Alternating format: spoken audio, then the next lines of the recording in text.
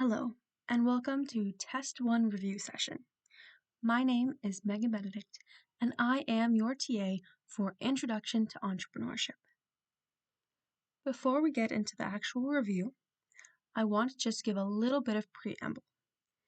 So this specific video is covering the content and concepts from the course from weeks 1 to 4. All right? There's also other review sessions you'll notice that you can join that are live sessions. Those are specifically practice questions for you to test your knowledge and understanding of those kind of concepts that I'll be covering today in this video and that you've covered in those 4 weeks of your course. All right. Okay. Just a quick little explanation of Test 1. You can find all of this information in your course Canvas page. The test is going to be based on weeks 1 to 4, as I mentioned. It's going to be on paper, closed book, and it's fairly short, 35 questions in total, all of which are multiple choice. Just like your classes, your test is going to be on campus, in person, in your regular classroom, and it will take place Thursday, February 12th. The time you write your exam is specifically based on the first letter of your last name. As you can see, if your last name starts with a letter between A and K, you will be writing from 5:15 to 6:15 p.m. However, if the first letter of your last name is between L and Z, you will be writing from 6:30 to 7:30 p.m. All right. On to the actual review. So first, we're going to look at week 1, and this is where we're looking at the history of entrepreneurships, specifically through some early economists, and then we'll be comparing business owners to entrepreneurs. Okay, so the history of entrepreneurship and those early economists. We're going to just look at 4 in total, all right? The very first one that we look at is Richard Cantillon. He did write an essay titled Nature of Trade in General. Now, this is kind of the roots of entrepreneurship, where he distinguishes between wage earners with fixed incomes versus wage earners without fixed incomes. The wage earner who has a fixed income is noted to be the average worker. The wage earner without a fixed income is your entrepreneurs. Essentially, the whole point of looking at the difference there is Richard Cantillon wanted to convey the adventurous, volatile nature inherent in entrepreneurs' activities. Next, we look at Adam Smith. Now, he published a work he titled The Wealth of Nations. He looks at entrepreneurs a little bit differently. He looks at their role as being intermediaries between other factors of production. Basically, Adam Smith sees entrepreneurs as proprietary capitalists whose activities can fuel the division of labor. Okay. Jean-Baptiste Say is the next early economist that we look at. He really wanted to highlight entrepreneurs' innovative nature. And basically, he viewed entrepreneurs as being uniquely capable of coordinating economic resources to meet market demands. All right. Finally, we look at Joseph Schumpeter. Now, his key comparison was between entrepreneurs and capitalists. It's also interesting to note that Joseph Schumpeter coined a new term entrepreneur spirit. This new term he created just means that entrepreneurs are the driving force of innovation that revolutionizes economic structures, thus fostering constant economic change. Now, I know that there is a date associated with each of these different economists. However, in terms of testable material, you will not specifically be asked questions, most likely saying, what century or year did Joseph Schumpeter provide his thoughts on? That's not something you're going to be asked. The key point is to understand what it is that the early economist really believed or focused on. What kind of ideology did the economist present? All right, moving on. Now, the entrepreneur versus the business owner. All right, the entrepreneur. Entrepreneurs, they start a business with a unique idea or concept. In comparison, the business owner starts a business with an existing product or service. For example, let's say an entrepreneur is someone who maybe they invent a completely new type of paintbrush. Yes, a paintbrush has been invented before, but let's say this new one has some kind of unique capabilities that previous paintbrushes simply did not have. Let's say also, leading to the next point, that this disrupts the industry that it operates in. So, after this new paintbrush invention is invented and sold through this entrepreneur's business, other paintbrushes, their sales go down drastically because everyone wants this new paintbrush. In comparison, let's say that someone decides to open an art shop and they sell paintbrushes that other people make. And it's not that they've invented selling paintbrushes, and it's not that they've invented paintbrushes themselves or any kind of new invention in their own right in that specific scenario. It's just that they wanted to open a shop that sells art supplies. Now, in that specific scenario, they're not necessarily disrupting the industry they operate in. They're just using existing products or services to start their own business, which is okay.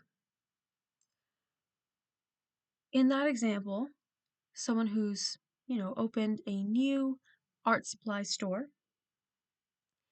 instead of focusing on innovating new types of paintbrushes, maybe they're trying more to focus on beating the competition. So looking at other types of art supply stores and seeing, okay, is there something that I can do differently or better in terms of running my business to kind of beat my competition and have better sales than, the next art supply store. The final comparison here is that entrepreneurs constantly invent or iterate their product/service. However, business owners are more known as market players. All right, see? Week 1 was nice, short and sweet.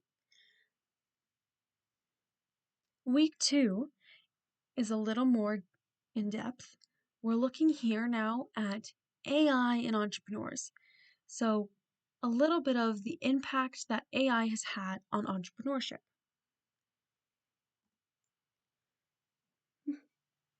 First, let's define AI. So, overall, AI, or artificial intelligence, basically, this is systems that perform tasks normally requiring human intelligence, such as learning, reasoning, and creativity. When we get into more specifics, AI can be broken down into predictive or generative. Predictive AI analyzes patterns to make forecasts. So, for example, we have demand forecasting, pricing models, or even fraud detection. Generative AI, on the other hand, creates new outputs. This could be texts, images, code, or even ideas. Now, whether you're looking at predictive or generative AI, both of them are backed by something called natural language processing, or NLP for short. What is that?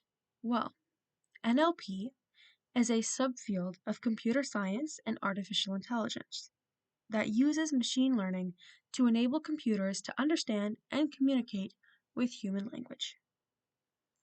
All right, so now we know exactly what AI is and whether it's predictive or generative. Now, how is AI possibly used when it comes to entrepreneurship? So, this might sound very confusing, but I promise I will give more explanation. AI can be used as a quote, co-founder, end quote, or business consultant.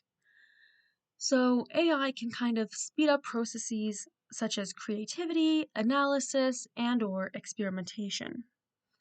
Now, the reason that the word co-founder is there can be seen as controversial for sure.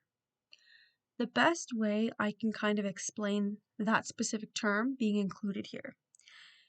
Now, if you're using AI for something like creativity, where let's say it's kind of helping you generate ideas, for example, and then maybe you also go on to use it in helping you analyze the feasibility of your business idea, your business model, your business plan, little ideas that you have for the business itself, and maybe you also later on use it in your experimentation phase. So maybe, I'm not sure, let's say that you're doing kind of a Q&A with AI and asking it like, you know, pretend that you are an investor and that I'm pitching my business to you. Um, and then you kind of give it your pitch and it gives you some feedback, stuff like that. Maybe it can even help you make your prototype later on. Who knows? So, whichever of these kind of contexts that you may utilize AI for, whether you use all of them, some of them, maybe even just one, sometimes you've really taken a lot of information from AI, right? You've gotten a lot of ideas.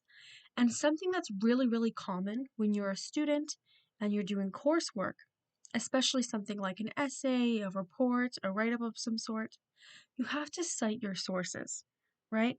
So if you, let's say, are doing some kind of research report and you're doing secondary research instead of primary, you do really need to cite your sources. So if you go ahead and find some previous articles written in maybe some kind of journal article or something like that, you have to make sure that you cite your sources. You can't just say, oh, all of this was entirely my own works, my own words, my own ideas. I got it all on my own. Because in reality, that's not the case. In the research report example and in the example I gave, where you use AI highly in your entrepreneurial process. That's kind of how I viewed it here. If you start a business and a lot of, the work you put into it has had a lot of influence from AI, saying it's a sort of quote unquote co-founder, or maybe you call it your creative assistant, however you want to say it, but noting that, yes, I did have some kind of help from AI is just saying that you are citing your source. Like, yes, AI did help me. It's not that I did all of those things completely on my own, because in that case, it wouldn't be true. All right. Now that we've cleared that up, if you have more questions, please for sure let me know. You can shoot me a message on Canvas or even ask me a question again later. But that's okay. We're going to move on. Okay. You can also see AI as a guide or consultant. So, the lens of the guide or consultant is essentially that AI can give you that instant advice on things like maybe marketing, strategy, operations, or other kinds of areas that you really want just some feedback on, right? An example here would be ChatGPT simulating investor Q&A, kind of like I mentioned before, or acting as a business plan reviewer. I think I kind of mentioned that a little as well. Okay, another kind of lens that AI could use is as a creative assistant. So I'll also briefly mention this when I talked about the creativity aspect, but essentially, if it's your creative assistant, it's helping you generate ideas faster, maybe help you name your product. It's potentially giving you some extra ideas there. You can test your slogan or prototype, possibly. An example of this is ad copy and visuals from micro businesses generated by Canva Magic Write. Okay. Now, the last key point I want to say here is that AI is leveling the playing field. So, small startups are now able to compete with larger firms because that they are using the same AI-powered tools. An example here is that small retailers can now offer 24/7 support using Heyday by Hootsuite, which is a Canadian AI chatbot. There's probably other AI chatbots that can be utilized, but that's just one example. Okay, so we've seen that AI can be super duper helpful. However, there is a dark side to AI. Now, I'm going to mention some things that are specifically mentioned in the course. I would like to note that there could be more, because for the sake of the course, we're not going to cover every nook and cranny, but for high level, this is what you want to know. Basically, the things I'm about to list are ethical considerations. So, bias and unfairness. AI reflects data biases, which can lead to poor decisions.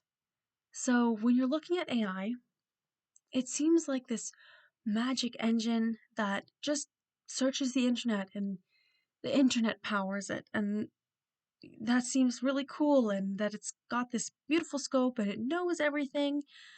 However, AI is trained by data. That was a very long pause for not quite the biggest reveal, I suppose. I apologize. But it's true. AI is powered by data, and it's powered by, like, people decide what to train AI on, right? So if what you're training your AI machine on before it's kind of released, used, that sort of thing, if it's trained on information that's heavily biased, then the AI machine will also be heavily biased, right? It's like saying,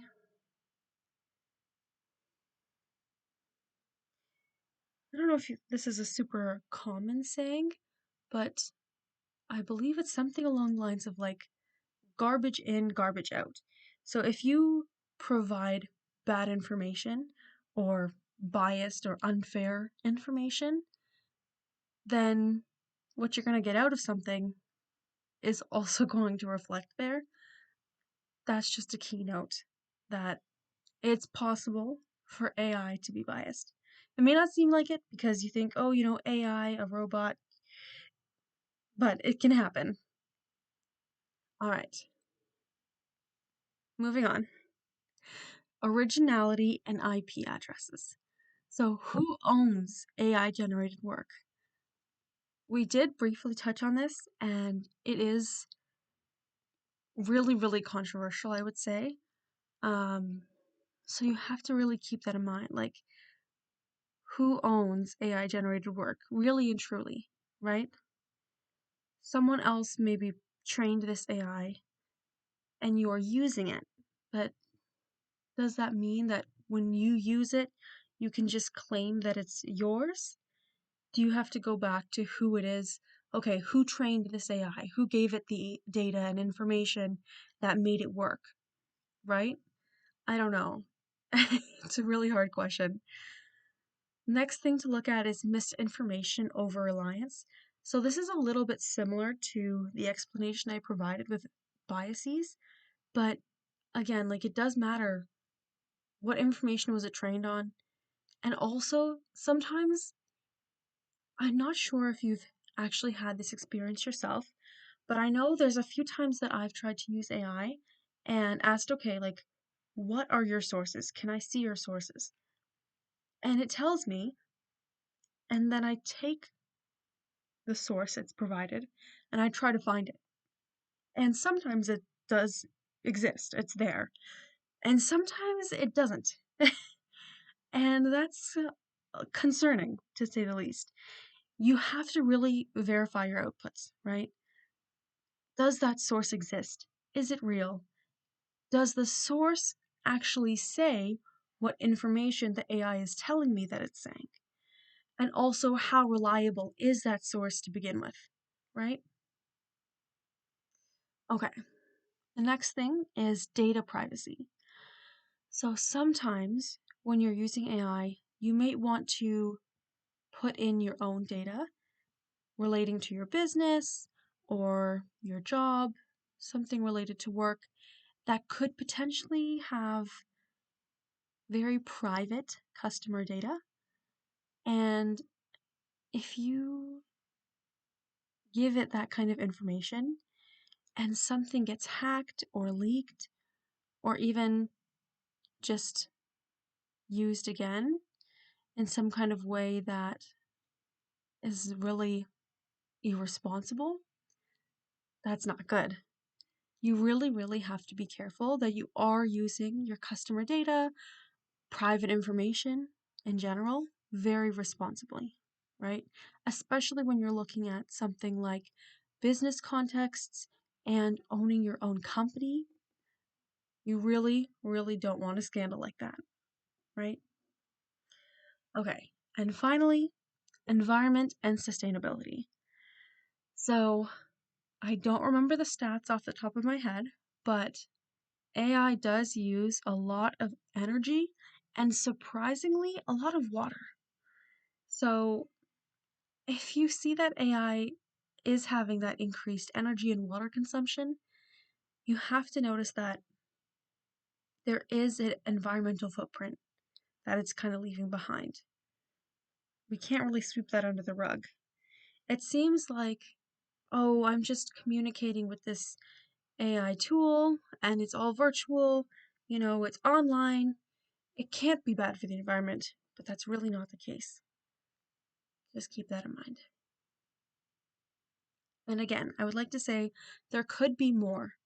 There could be more things you can add to this list, but this is just, in terms of the course, this is what we've covered. Okay, so after going through that, we want to look at what is it that successful founders learn and use in terms of AI, right? After looking at what it is, how it can be used, and some of those disadvantages slash ethical considerations, what do we do now if we want to be using AI properly? So, some key areas you want to look at is prompt engineering, ethical judgment, and creative synthesis. Creative synthesis. Now, don't forget the human touch. It's very important to make sure that you are asking the right questions. You are validating outputs with human insight and making value-driven decisions, right? You really can't forget the human touch, very important. People think that AI may just take over everything, nobody's going to have a job, and really that's not the case all across the board because you really cannot underestimate the value of the human touch. Okay, Now, we're on to week 3, which is where we actually start to dive into some of those textbook chapters and the content and concepts kind of explained there. So, we're going to look at chapter 1, the introduction to entrepreneurship. Just one small pause.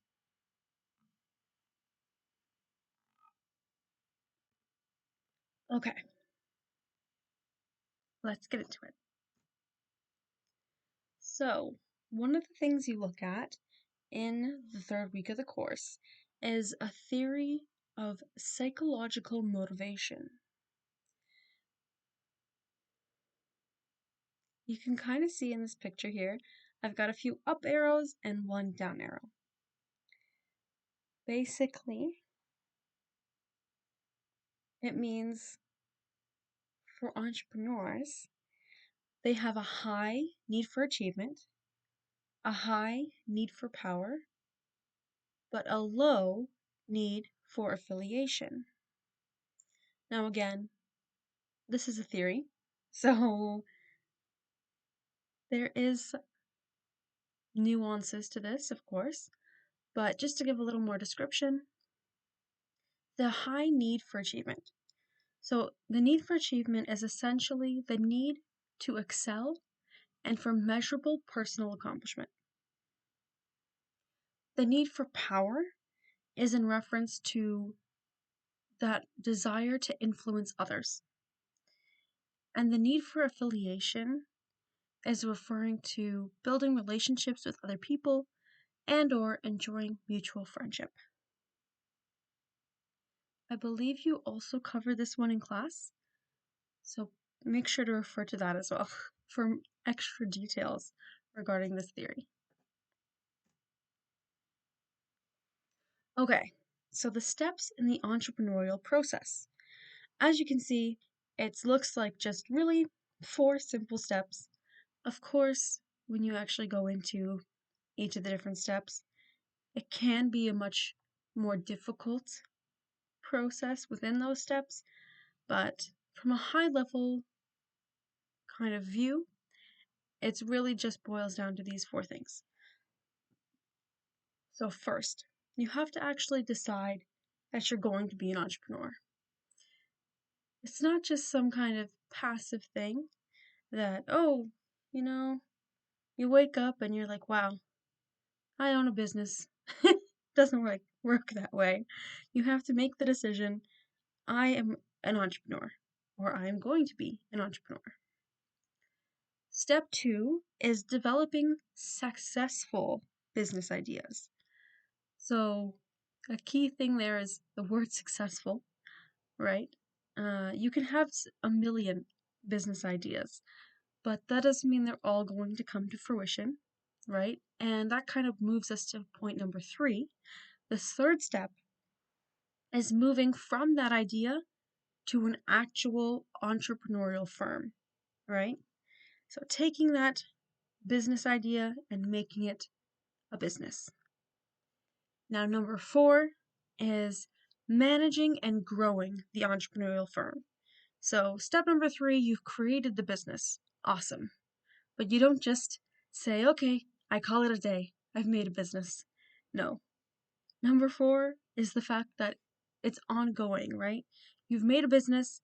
Now you need to manage that business. You need to work on it and help it grow. Okay. Why do people become entrepreneurs? There are 3 top reasons that people decide to become entrepreneurs. First, be their own boss. Second, pursue their own ideas. And third, pursue financial rewards. Now, it is very important to recognize that the very last one of the 3, the 3rd ranked reason to become an entrepreneur, is financial rewards. And there's a specific reason for that.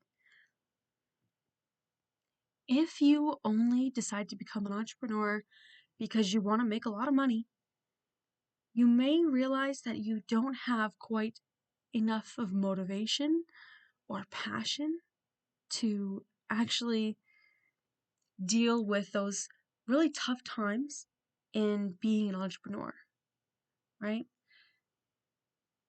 If all you want to do is make money,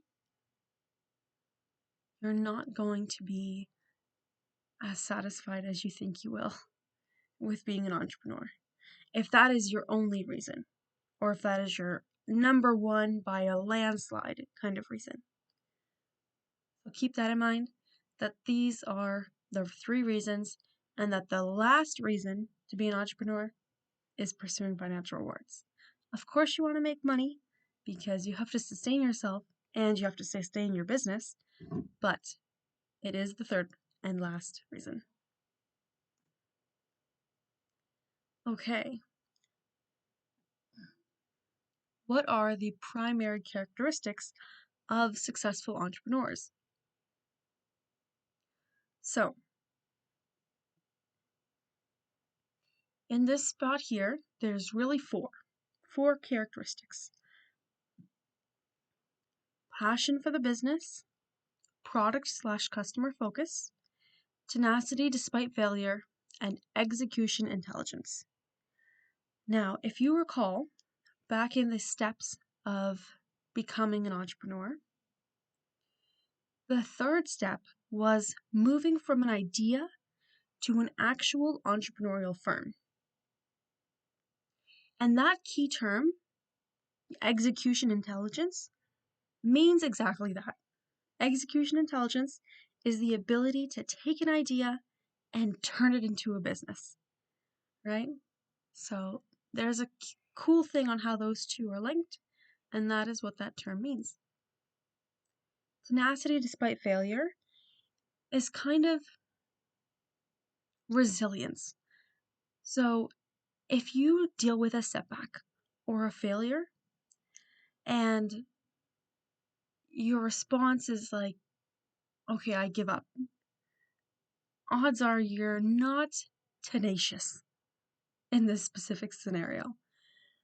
Tenacity despite failure is having that setback, having that failure, having that rejection potentially, maybe from an investor, from a customer, from a user. And even though you've seen that, you've felt that, and it's hard, you don't give up. You keep going, you push through. Okay, that didn't work. Why not? Was it that I was not pitching to the right person? Is there something that needs to be revised in my business plan? Could be any number of reasons, but essentially just not giving up when times get tough. Product/customer focus is kind of looking at, honestly, this was actually really straightforward. It's really just focusing on the product that you're creating yourself, like that product or service, or having a really strong focus on the customer, right?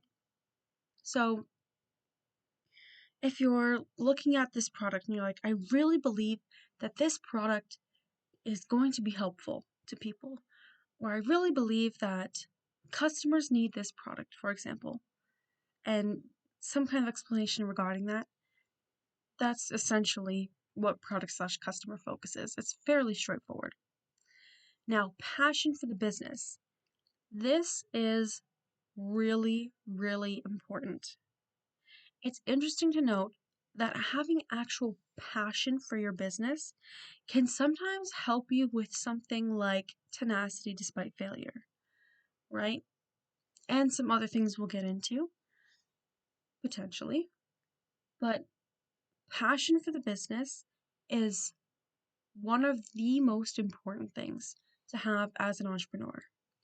If you do not have passion for your business, it will be really hard to not want to throw in the towel when the going gets tough, right? It also boils down to if you believe in your business, right? If you have a passion for your business, odds are you believe in it and you're willing to fight for it. You want to make it better, right? You want it to work. And it's a strong conviction. If you kind of like something, maybe a little bit, oh, I guess I like that. or yeah, I can tolerate it, that's not quite gonna cut it. That's not exactly the passion that you're looking for. You really, really, really want passion for your business. Okay, let's move on. Here we go. So, these are the reasons I've mentioned a little bit, but these are the reasons primarily that passion for your business is so important for the launch of a successful entrepreneurial organization. So, the ability to learn and iterate. If you are passionate about your business, then it's going to be a lot easier for you to explain that, right? To iterate that. And your ability to learn. Have you ever taken a course or been given an assignment and you don't care, for example? Like, it's not something you're interested in at all. It makes the work so much harder to do. But if you get an assignment or you're doing a course and you find it super interesting, then you're more likely to want to learn about it. And it makes it easier to learn about it, right? And that's kind of where that first point comes into play. Sorry, excuse me. Okay, the next ones I'm going to kind of go through because I did give a bit of more explanation earlier than I needed to, so I'm going to just run through the rest of them. Other primary reasons for our passion for the business being so important and what that really brings. It brings a willingness to work hard for an extended period of time, which in the reality of being an entrepreneur is something you're going to need to do. If you're willing to do it, again, it makes it easier. Passion for the business also gives the ability to overcome setbacks and no's. I've kind of got into that earlier. Passion for the business gives you the ability to listen to feedback on the limitations of your organization and yourself. And finally, passion for your business helps you to persevere and persist when the going gets tough. Okay, now there are a few common myths about entrepreneurs that I'm here to debunk. First, entrepreneurs are born, not made. That is not true. The key example that disproves this is the fact that this course exists and you're taking it right now, right? How could you take a course about entrepreneurship and how you can go about being an entrepreneur? We didn't screen you to say, okay, do you have certain traits you were born with that qualify you to take this course? No. No. Entrepreneurs are not just born. You don't, as a baby, all of a sudden start drafting a business plan. That's not how it works. You can learn to be an entrepreneur. The next one is that entrepreneurs are gamblers or high risk takers. Now, it is not true that they don't take risks at all because, as we've kind of mentioned from one of the early economists, there is a sense of risk in being an entrepreneur, right? Your income, your livelihood is really tied to the success of your business.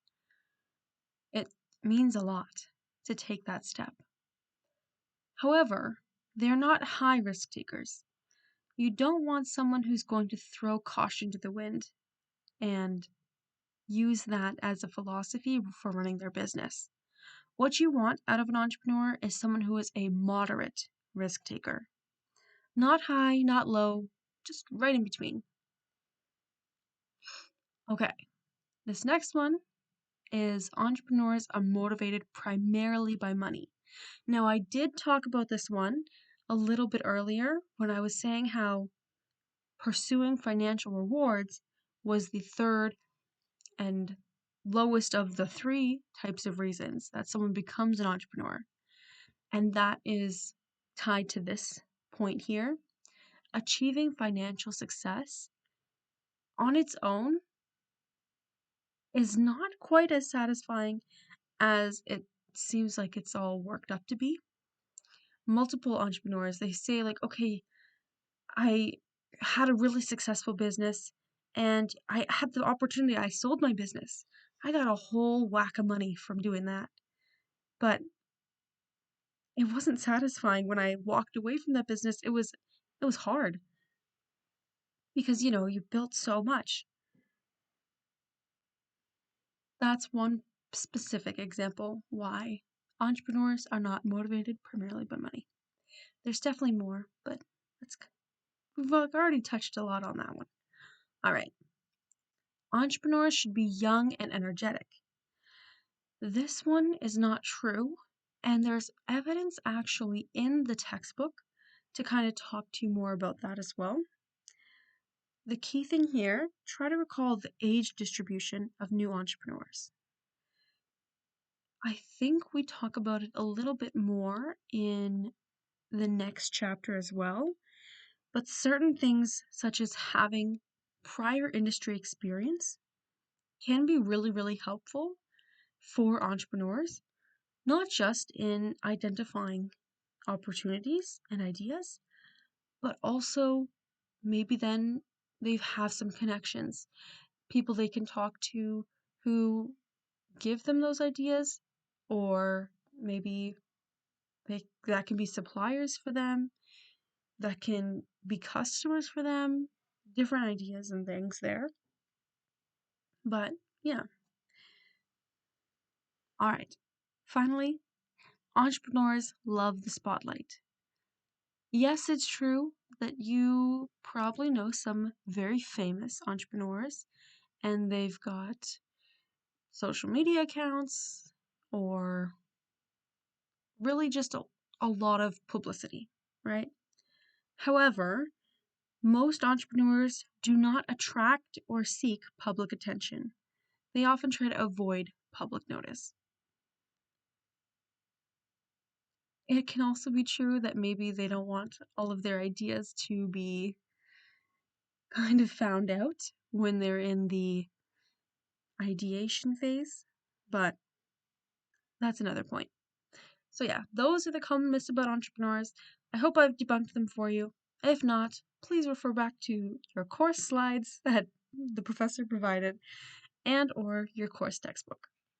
We're going to move on. All right. This is really high level. Very straightforward. The different types of startup firms. Okay. There is also a specific graphic in your textbook in chapter 1 that does outline these types of firms and explains them.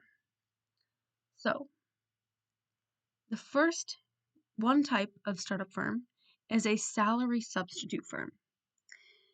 This essentially provides owners with similar income level to a conventional job's income. So if the person, let's say we look at the accounting example I gave previously.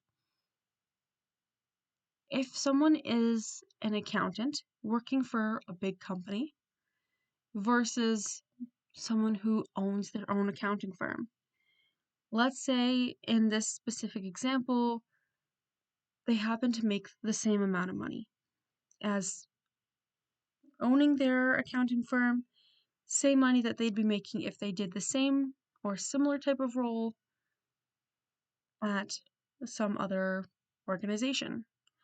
And in that case, it's salary substitute. But remember, someone might want to be their own boss. So even if they're making roughly the same amount of money, maybe they want to just be their own boss or have their own ideas or some other kind of reason. But yes, it's possible that someone will make the same amount of money as a conventional job, but still decide to be a business owner. Okay, the next type of startup firm is a lifestyle firm. So this provides owner or owners with the opportunity to pursue a particular lifestyle. For example, let's say that someone starts their own firm and maybe they don't have to go into the office very often or at all. Maybe it's completely remote. Maybe they decided to do that because they want to do a lot of traveling. And with having a fully remote type of job, a fully remote type of organization they're working for and running, then they're able to do that. Maybe they're able to just not even travel the world, but maybe just spend more time with their family too. However, just living a specific type of lifestyle supported by their type of startup firm. Okay, now the final one, and this is the only one specifically tailored to entrepreneurs, is the entrepreneurial firm. So, the entrepreneurial firm brings new products or services to market by creating and/or seizing opportunities, regardless of resources currently controlled. Fairly straightforward, clear-cut, 3 types of startup firms. Okay, now, week 4, chapter 2, opportunities and ideas. And there is a difference. Okay, so what is an idea? An idea is a thought, an impression, or a notion.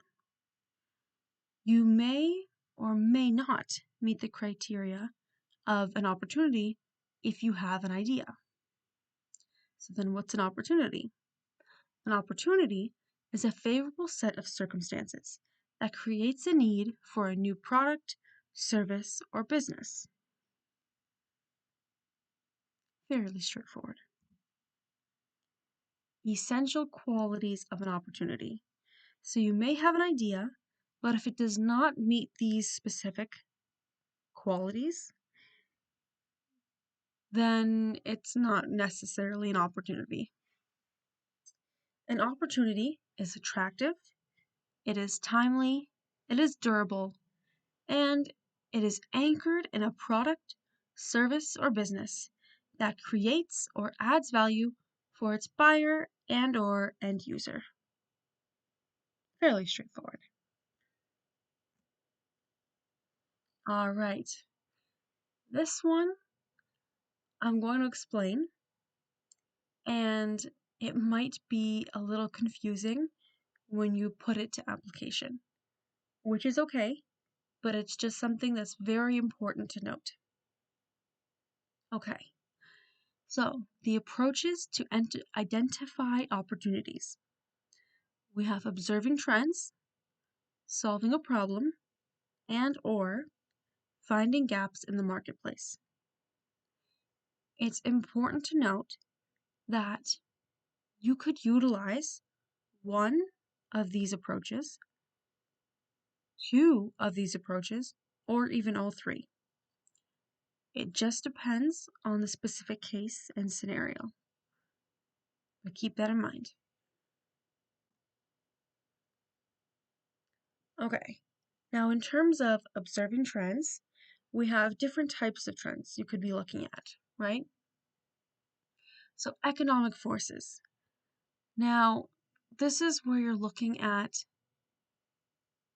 the way that I understood it, anything related to the spending of money and the economy at large, including interest rates, right? So if you're looking at consumer spending patterns, if you're looking at the level of disposable income that people have, right? Maybe if the economy is not doing so well, it's going into a recession, people are not going to have as much disposable income. And they may not be spending as much money on, for example, luxury goods. Maybe their spending habits are changing as well to reflect that.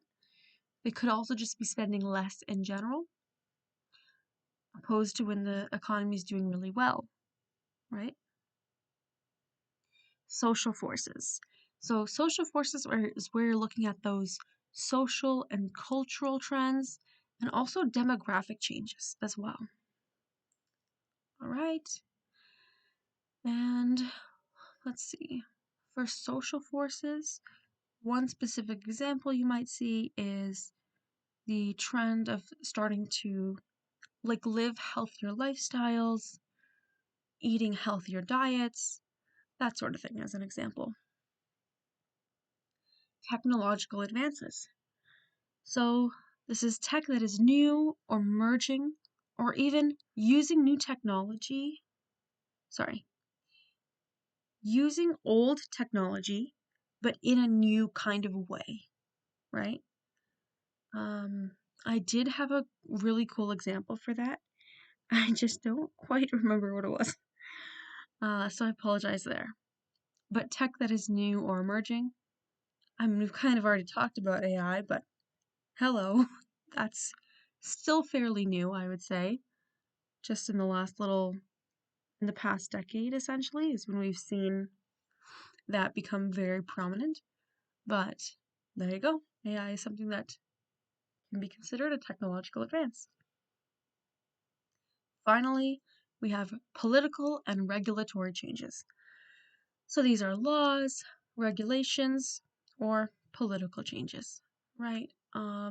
So let's say for example, a new law is passed that requires certain types of businesses to have maybe a new type of license. Maybe after this new law is passed,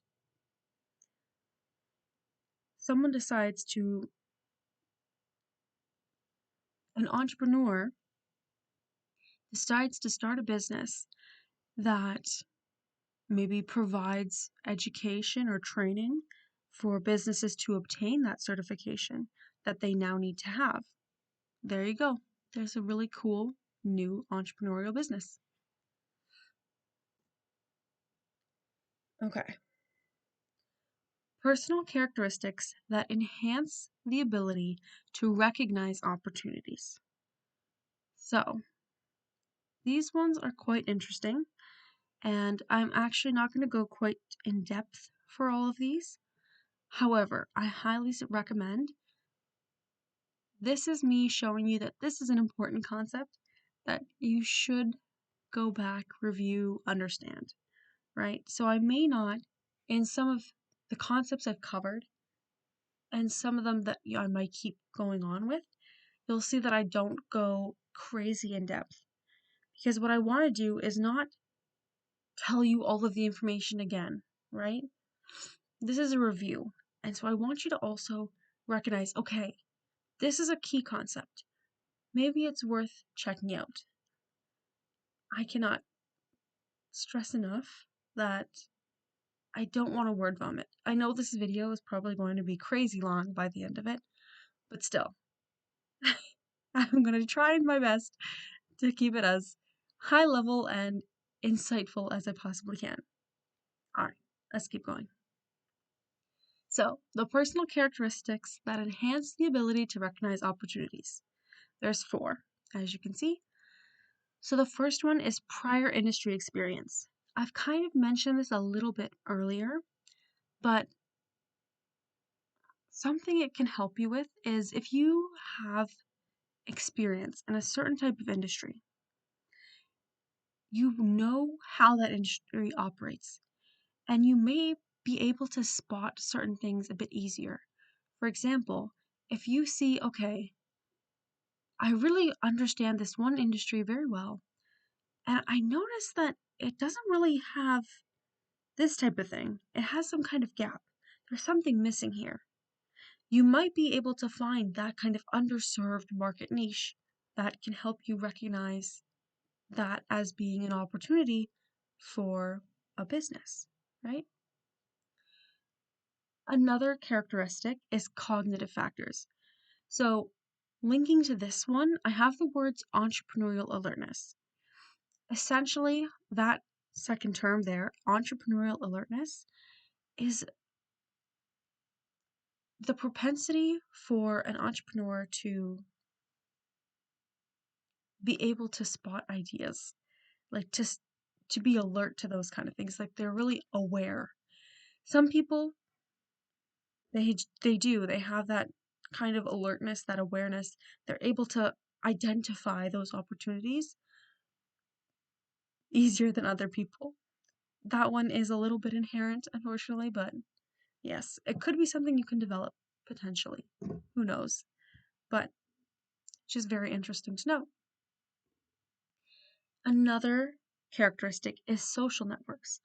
So sometimes who you know can be really helpful in maybe developing your ideas or even later on when you're trying to start up that business.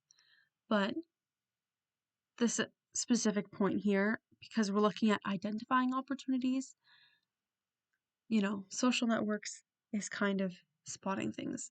So maybe you know someone and in their industry that you're not fully in the know on, or maybe that you are, but not as specifically in the know about some kind of area that another person is. And they end up telling you, hey, like, there's a kind of a gap here. I don't know. I feel like if someone had a business that did this kind of thing, that would be so helpful. Or maybe they don't say it in those exact words, but they have some kind of thing that makes you think, oh my gosh, if I start a business that helps solve their problem, fill that gap in the marketplace, or something, I can really actually take this somewhere. So who knows? And as you can see for this one, I put solo versus network entrepreneurs.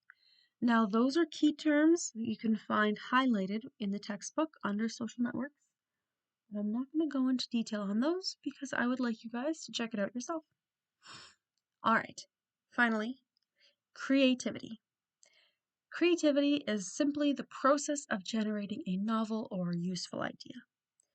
I will go into a little more detail on that last characteristic over here. So, steps to generating creative ideas. So, essentially, this is the process of creativity. So, your first step is preparation.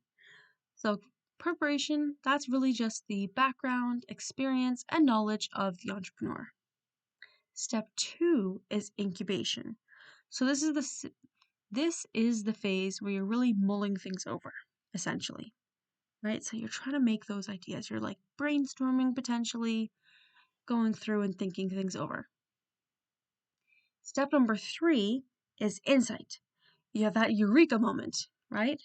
Your business idea is conceived. The problem is solved, right? That's really exciting part. Step number 4 is evaluation. So this is where you're analyzing the viability of your idea. All right, and then step number 5, elaboration. So this is your idea in its final form, where your idea gets transformed into something of value.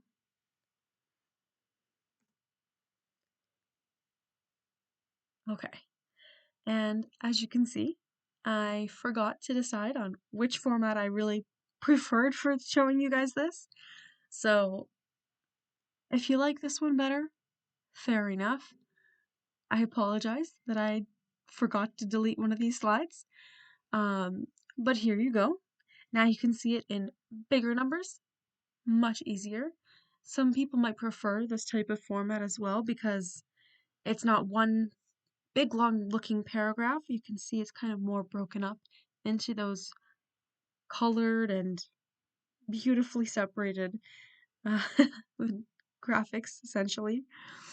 So there's the 4 steps, and you can see how the arrows move you from each step to the next one. So there you go. It says all the same stuff that I already said. I apologize. And we have one more. I really shouldn't post this one, but I'm going to. Sorry, guys. Okay. So, idea generation techniques. I did mention one of these previously, brainstorming, right? An interesting thing with brainstorming is you have extra kind of tools that you could utilize in this process, something called mind maps or bug reports. Now, mind maps I'm not going to tell you about, but bug reports are interesting, wherein you really, it doesn't, you might think like bugs, like real actual insects, but it's really surface level, exactly what it sounds like. You're writing down things that bug you. And I thought that was really interesting. But yes, if you want more detail for those two things, please go back to the textbook, or your notes, or the course slides, wherever you want to find it. I am actually going to go into more detail on brainstorming itself in my next slide, so stay tuned for that. Other types of idea generation techniques include focus groups, library and internet research, customer advisory boards, and day in the life research. Now, for those other ones, I'm not going to go super into detail for. Please review those on your own. This video is long enough as is. All right. Rules for a formal brainstorming session. All right. So, first, no criticism is allowed. This is because criticism stifles creativity and it stops that free flow of ideas. Second, freewheeling is supported. So freewheeling is the carefree expression of ideas free from rules or restraints. The more ideas you have, the better. Even sometimes crazy or out of this world ideas may eventually lead you to a good idea. Third, nothing is permitted to slow down the fast pace of this session. Brainstorming sessions, usually they go really quick because, like previously mentioned, you want to freewheel. You want to just get ideas out there, right? As many as you can.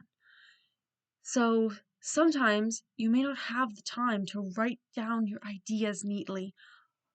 Oh, someone said this word for word, you want to try and note it down? No, you do not want to do that. You want to just, if you are taking notes in that kind of sense, just capture the essence of an idea. Don't write the whole thing out. Okay, and then rule number 4, leapfrogging is encouraged. And leapfrogging, you may or may not have heard this before, but essentially it's using one idea as a means of jumping forward quickly to other ideas. Kind of piggybacking off, if that makes sense. All right, now effectuation theory principles. These ones are very clear cut. What you see on this slide is what you need to know, pretty much. Excuse me. So, one of the first ones that we're going to cover in terms of effectuation theory principles is something called bird in hand. So, start with what you have, quote unquote, in your hand, right? So, who am I? What do I know? Who do I know? Next, affordable loss. So, this is limit your downside risk. Invest only what you can afford to lose, right? Next, we have something called crazy quilt. If you guys know a quilt, you know that there are multiple different patches, and you really sew those different patches together to create your quilt. The thing here is forming partnerships. That's kind of where the quilt comes into play, is because partnerships intertwine different people / pieces together. And this is collaborating with self-selected stakeholders. All right, the next one is lemonade. So leverage surprises. Turn the unexpected into opportunities. Now, the reason it says lemonade is kind of speaking to that famous saying, when life gives you lemons, make lemonade, right? And finally, pilot in the plane. So it's trying to say that as an entrepreneur, you are the pilot who is driving that plane. You are in control. And as it says here, you're focused on control. Shape the future through your actions instead of predicting it, right? So take a hold of that wheel, drive that plane. You are in control of your future. Okay, now we've covered all of the course concepts. I'm going to go over one specific case example. Now, when you check Canvas, you will see multiple different case examples. I highly, highly recommend that you check each of them out. I'm only going to go over one for the sake of time, even though this is a recorded video. But for simplicity, we're going to go over one. The other ones, please, please, please review whatever notes you've made on it, anything you've spoken about in class that you can see in the slides, and if you can, try to look over the resource again. That's my recommendation. Okay, so the one that I decided to look at was from Sal Khan, and this one is relating to the content covered in week number 3, relating to chapter 1. So I'll repeat that really briefly. This is a case example from week number 3, chapter 1. All right, now it's not found in the textbook. It is in the form of a video presented by Sal Khan, and the title of this video is How Do You Prepare Yourself Mentally to Be an Entrepreneur? So here's a little bit of a breakdown of that video. It's not a very long one, but it doesn't have chapters in the video, which I know sometimes can be quite helpful when you're trying to break it down into digestible chunks. Yeah, so this was my best attempt at kind of doing that. Some important things that Sal Khan mentioned. As an entrepreneur, your resilience really equals the resilience of your business, right? Now, this is not just mentally, it's also financially, because as previously mentioned, when you're the entrepreneur, your finances, your financial state, financial resources are highly tied to your business, right? And also, not quite in the same way, but mentally, your mental resilience is also your business's mental resilience. Think about that for a minute. That's very, very interesting, right? Those key things to keep in mind. Your resilience is your business's resilience, mentally and financially.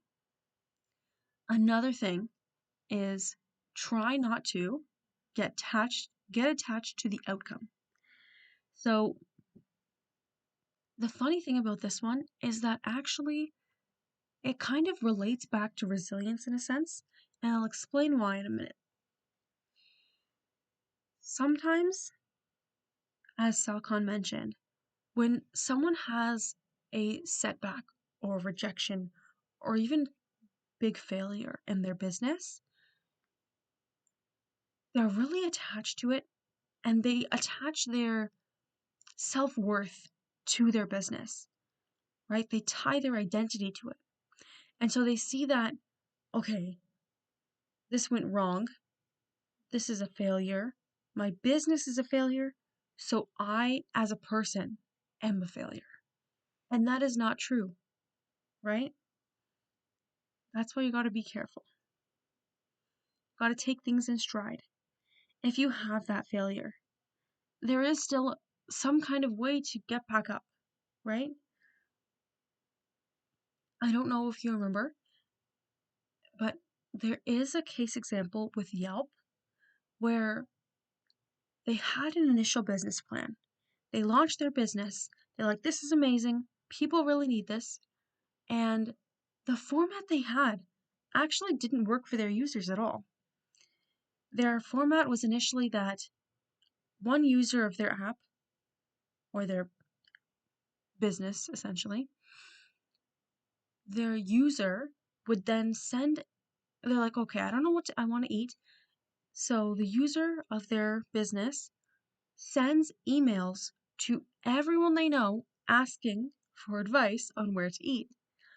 And the major complaint is that users were sending all these emails and not quite getting the response. Maybe people didn't know what to recommend in the moment, or people were getting annoyed that they're getting so many emails about this. Like, figure it out yourself, you know? But essentially, it didn't work. That was a complete failure of their business plan. However, the founders of Yelp didn't just throw in the towel. They then were like, okay, we're getting a lot of complaints from our users. It doesn't seem to be working. The model we have right now, it's not working. So what they did, they looked at their business plan, they changed it up, they revised it, and then made a new business plan. And actually, their new business plan worked. And now we have Yelp. So it's very interesting. Even if your business fails, there is still a way to make it rise again, right? Very interesting. But anyways, all right. And finally, Salcon says, suppress your ego. You want to be open-minded to new information, and you should be willing to make necessary changes, right? It's hard because sometimes people have a business and it's really, really precious to them. It's like, do not get attached to the outcome and suppress your ego are kind of similar in a sense, because when you have a business that you've started, it means a lot to you. Like, it's almost like your baby. You made it. And so when you get feedback, maybe criticism about a specific aspect of your business plan or something of that sort, you receive new information that maybe doesn't quite align with what you have. You have to be able to be open-minded to that sort of thing, right? If maybe you launch a business or you are in the incubation phase or something, and someone says, oh, actually, maybe your building is not quite up to standards. That's, for example, a really example that you definitely need to take into consideration, because if, let's say, your business, the building you're running your business in is falling apart, that's not going to be great for your business, right? Very odd example, but for some reason that's where my mind went, so I apologize. There's many other contexts that make a lot more sense for this, but there you go. As long as you understand, it's important to suppress your ego, be open-minded to new information, and willing to make changes that are necessary. Also, when you suppress your ego and you are open and willing to this new information and to making changes, it will lower your anxiety, right? All right. Now, that's all of the content we're going to go over in this video. There's definitely still, as I've been saying, a lot more that you can look at, but that just means I highly encourage you to go back to your other course materials, review it, see what you can find, and what you understand. Now, sample questions. I did mention this at the beginning, but if you are interested in sample questions, I also highly encourage you to join one of the live virtual Google Meet review sessions. You can use those sessions to test your knowledge and understanding, like I mentioned, and there's also a little bit of friendly competition between your peers. If you're interested in that, please do join. If you don't like friendly competition, you could also just follow along and try to answer the questions on your own, maybe on a piece of paper or something like that, and see how you do. Or you can still join the mentee quiz and just not look for your place on the leaderboard. Up to you. But if you are interested in joining one of these sessions, please see the Canvas announcements page for more details on that, so that you can see the Google Meet link to join the actual session and information on when those sessions will be happening. All right.